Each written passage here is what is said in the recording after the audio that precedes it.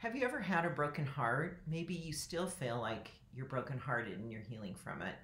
You've had a lost love, a relationship breakup that was really devastating to you. That's not the only experience of really feeling this hardship at a heart level. It could be the loss of a job.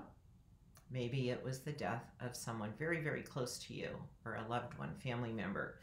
Maybe it was perpetuated by just your life changing very dramatically. Like you've had to move unexpectedly. You're in a whole new place, a loss of a network of friends, and you feel sad about that. You feel brokenhearted. So how do you know if you have a broken heart?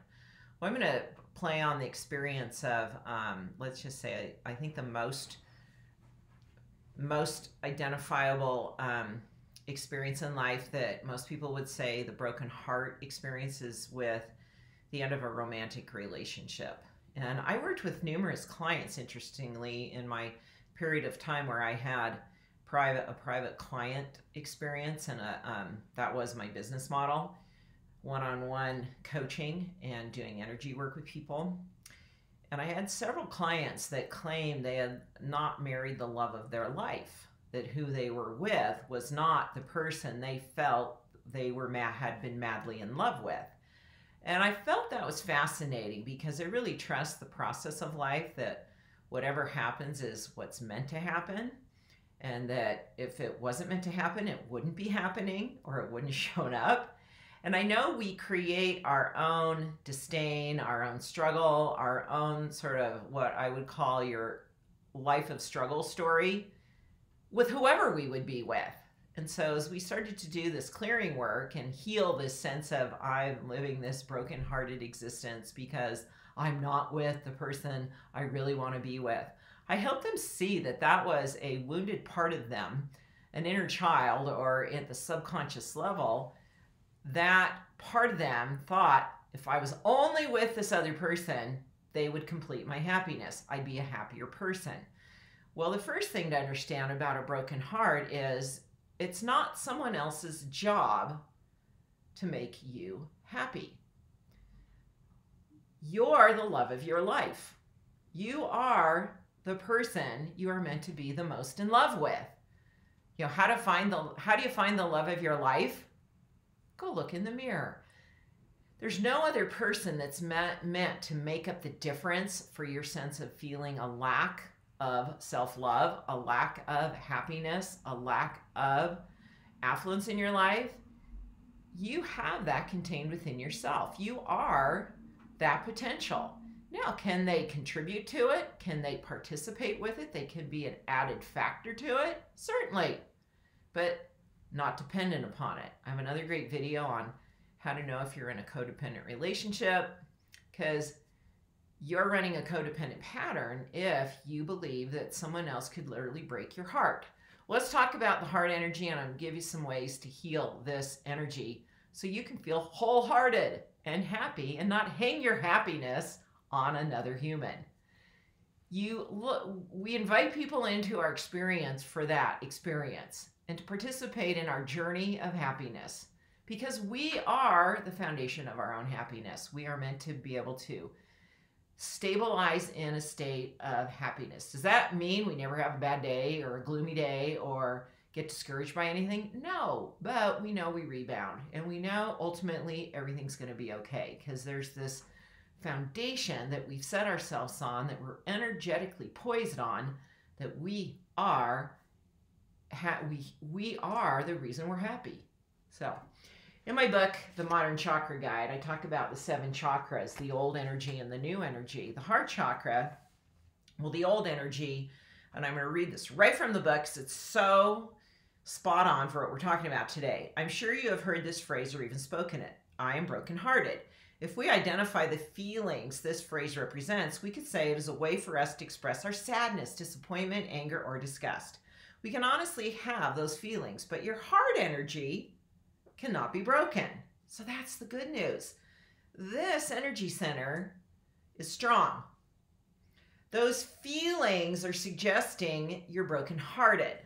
Well, you're not. You're just feeling that way. Your heart energy is strong.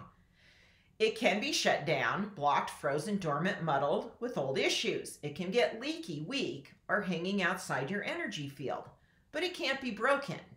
So it can be messed up and not working properly, but it can't like break and now, you got to live with that. It's not how it works. It can be dysfunctional, but it's always intact. It would be more appropriate to say, I have a dysfunctional heart chakra. So you want to correct that thinking, first of all, to say, I want to heal my heart energy so that I'm not so vulnerable to feeling sad, feeling the disappointment, the anger, vulnerable. I'm going to attract, see, the deal is you're going to attract people that will abandon you, criticize you, reject you, not love you for who you are, try and change you, and you're going to feel bad and you're going to feel heartache and heartbroken. You don't want that.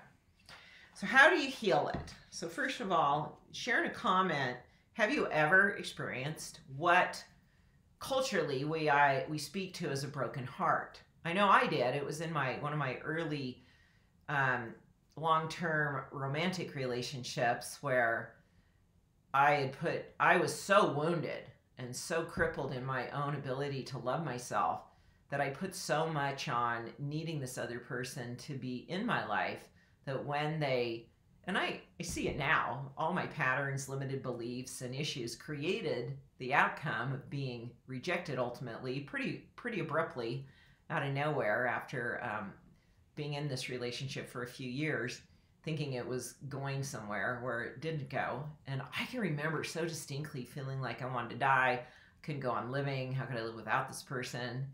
And I was so broken at that point. I was broken as far as my own energy system was not running properly.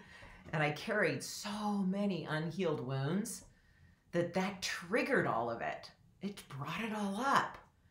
And I thought, well, gee, if I just had this other person in my life, I wouldn't have to feel all of that. So in a way, he did me a favor because it was one of the first times I felt so overwhelmingly taken up by so many issues that it was just, it threw me into a state of depression, which I was vulnerable to anyway.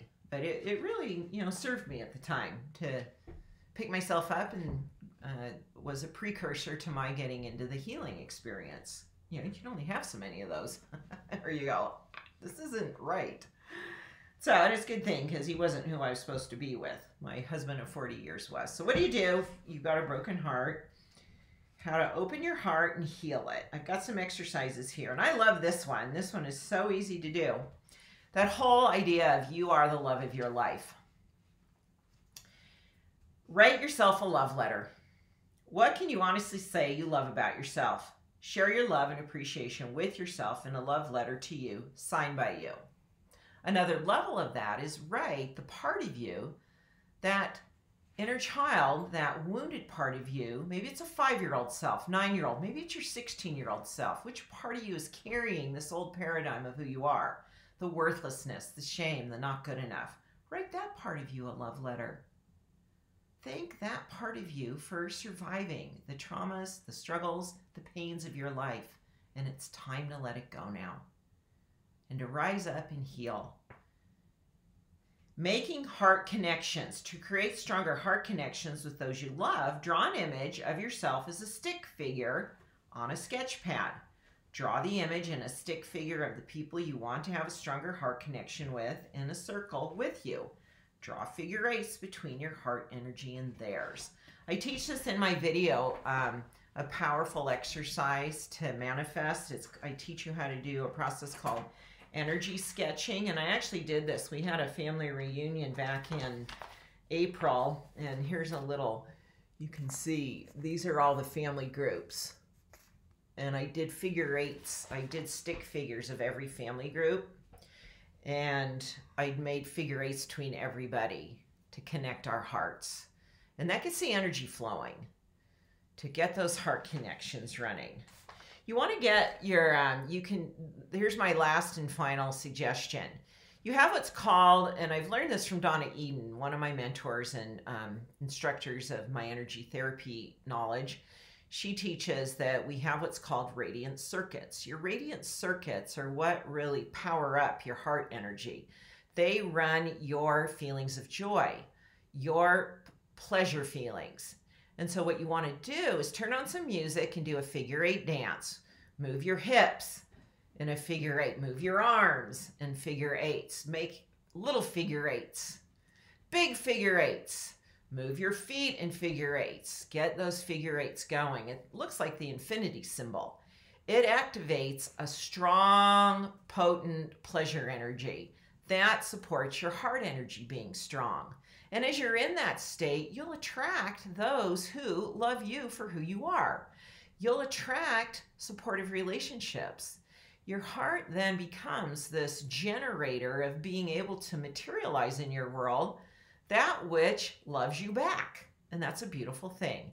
If you feel you have a broken heart, remember, it's not really broken. It just is a little off, and you can heal it.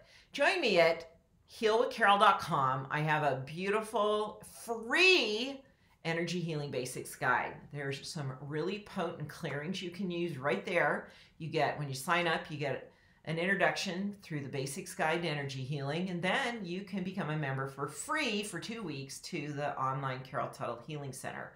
I'm an expert in energy healing and how to activate our mind-body healing potential to overcome any compromise or struggle that we face in life.